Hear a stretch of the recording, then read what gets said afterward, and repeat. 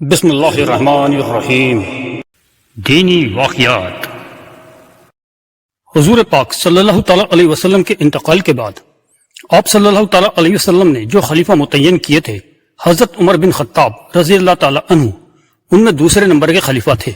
حضرت عمر رضی اللہ تعالیٰ عنہ بہت عادل یعنی انصاف پسند خلیفہ تھے۔ ان کے انصاف کے کئی سارے واقعات اسلامی تاریخ میں درج ہیں جو آج بھی بخوبی پڑھے اور سنے جاتے ہیں اور اپنے آپ میں ایک نظیر یعنی ادھارن ہے۔ ایسے ہی ایک واقعے کا مختصر مفہوم یہاں پیش ہے۔ یہ واقعہ اس وقت کا ہے جب مصر دیش کو مسلمانوں نے فتح کر لیا تھا۔ اس فتح میں ایک صحابی کا بڑا زبردست رول رہا تھا جن کا نام حضرت عمر بن عاص رضی اللہ تعالیٰ عنہ ہے۔ حضرت عمر رضی اللہ تعالیٰ عنہ نے ان کو مصر کا گورنر بنا دیا تھا۔ ایک بار حضرت عمر رضی اللہ تعالیٰ عنہ اپنے آفس میں قوم کاج میں مشغول تھے تو ان کے پاس ایک نوجوان لڑکا آیا۔ یہ لڑکا بہت غمزدہ اور رنجیدہ نظر آ رہا تھا، ساتھ ہی ساتھ زخمی بھی معلوم ہوتا تھا۔ پہلی نظر میں ہی دیکھنے سے معلوم ہوتا تھا کہ کسی نے اس کے ساتھ ظلم اور زیادتی کری ہے۔ حضرت عمر رضی اللہ تعالیٰ عنہ نے اسے غور سے دیکھا اور یہاں آنے کی وجہ معلوم کری تو وہ لڑکا رواں ہو کر بڑی دکھ بھری آواز میں بولا، یا امیر المومنین، میں مصری قبطیوں میں سے ہوں۔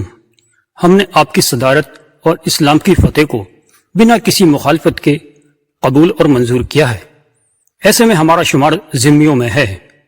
میرے ساتھ ایک بہت بڑے عہدے دار کے لڑکے نے بڑا ظلم کیا ہے، کیا مجھے انصاف ملے گا؟ حضرت عمر رضی اللہ تعالیٰ عنہ نے اسے اطمینان دلایا اور پورا واقعہ بیان کرنے کو کہا تو اس مصری لڑکے کو کچھ تسلی محسوس ہوئی۔ وہ بولا، یا امیر المومنین، گورنر کے بیٹے محمد بن عمر کے ساتھ میرا گھڑ سواری کا مقابلہ طے ہوا اور طے جگہ اور طے وقت پر ہم دونوں اپنے اپنے گھوڑے لے کر جا پہنچے اور پھر ہم نے اپنے اپنے گھوڑے دوڑا دیے۔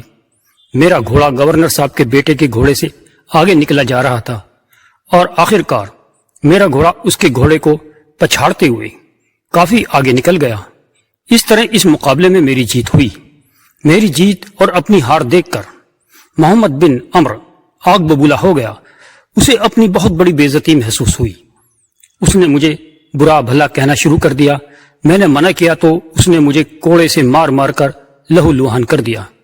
پھر وہ مجھے کوڑے مارتا جاتا تھا اور کہتا جاتا تھا، کمین انسان، تو ہم سے آگے کیسے بڑھ سکتا ہے؟ تیری اتنی ہمت اور جرت کیسے ہوئی کہ ہم بڑے اور معزز لوگوں سے آگے بڑھ سکے؟ لے بھگت اس کی سزا۔ اتنا کہہ کر وہ مصری لڑکا پھر سے رواں ہو گیا تو حضرت عمر رضی اللہ تعالیٰ عنہ نے اسے تسلی دی اور واقعہ جاری رکھنے کو کہا تو اس لڑکے نے اپنی بات آگے جاری رکھتے ہوئے کہا، محترم امیر صاحب، معاملہ اتنے پر ہی ختم نہیں ہوا۔ جب گورنر صاحب کو اس معاملے کی اطلاع ہوئی تو انہیں ڈر ہوا کہیں میں آپ کے پاس آ کر اس کی شکایت نہ کر دوں۔ اس ڈر سے گورنر صاحب نے مجھے قید کر لیا۔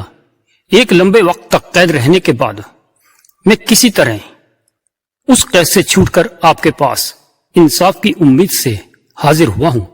مجھے یقین ہے کہ میرے ساتھ پورا انصاف ہوگا۔ کہہ کر وہ لڑکا خاموش ہو گیا۔ حضرت عمر رضی اللہ تعالیٰ عنہ بڑے غور اور فکر سے اس کی ساری باتیں سن رہے تھے۔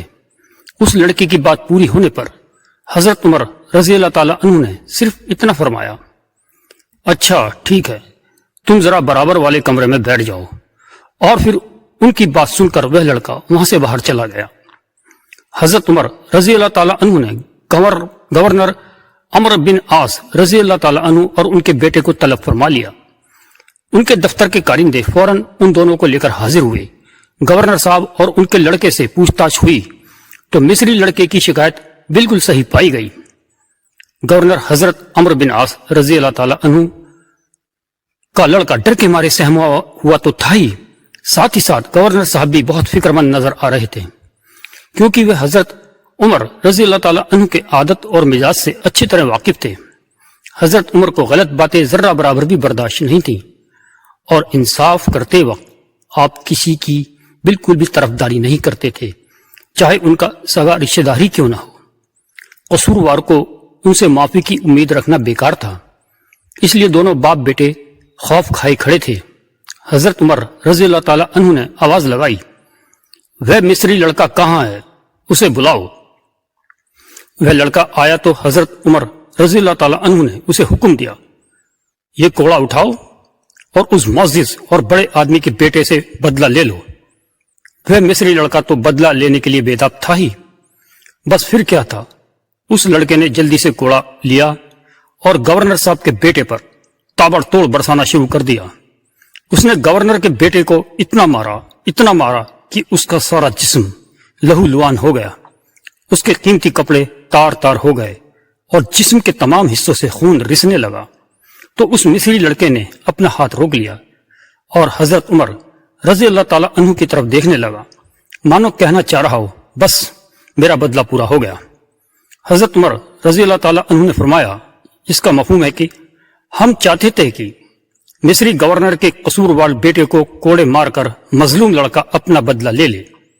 اس نے بدلہ لیا، اور جب ہم چاہتے تھے کہ بس اب اس کا ہاتھ رک جانا چاہیے تو اس نے بھی ہاتھ روک دیا۔ پھر حضرت عمر رضی اللہ تعالیٰ عنہ کچھ لمحے گورنر کو دیکھتے رہے اور اس مصری لڑکے سے بولے، اے مصری لڑکے، اپنا کوڑا اس گورنر پر بھی بجاؤ۔ اس کی طاقت اور رتبے سے متاثر ہو کر اس کا لڑکا تکبر اور گھمنڈ میں پڑ گیا اور تیرے ساتھ ظلم کیا، اور اس گورنر نے کوئی عدل انصاف نہیں کیا۔ اتنا سنتے ہی گورنر صاحب بھی خوف سے کپ کپا اٹھے اور گھگیانے والے لہجے میں بولے، امیر المومنین، اس لڑکے نے تو اپنا بدلہ لے لیا۔ وہ مصری بھی گورنر پر کوڑے برسانے میں ہچکچا رہا تھا۔ وہ بولا، میرا بدلہ پورا ہو گیا، جس نے مجھے ناحق کوڑے مارے تھے میں نے اس سے بدلہ لے لیا۔ حضرت عمر رضی اللہ تعالیٰ عنہ ابھی بھی نہایت غصے اور جلال میں نظر آ رہے تھے۔ انہوں نے فرمایا، ٹھیک ہے، قسم اللہ کی، اے مصری لڑکے، آج اگر تو اس گورنر کو جتنے بھی کوڑے مارتا تو میں تجھے بالکل نہیں روکتا۔ تجھے تب تک کوڑے مارنے کی چھوٹ تھی جب تک کہ تیرے ہاتھ خود ہی نہ رک جاتے۔ اور پھر حضرت عمر رضی اللہ تعالیٰ عنہ نے گورنر کو غور سے دیکھتے ہوئے فرمایا، اے عمر، تو نے کب سے لوگوں کو اپنا غلام بنانے کا شوق پال لیا؟ کیا تو نہیں جانتا ان کی ماں نے تو ان کو آزاد پیدا کیا ہے؟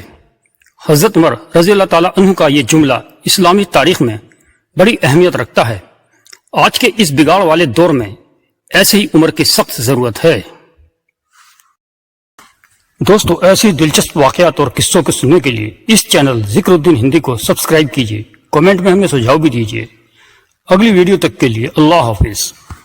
اللہ حافظ۔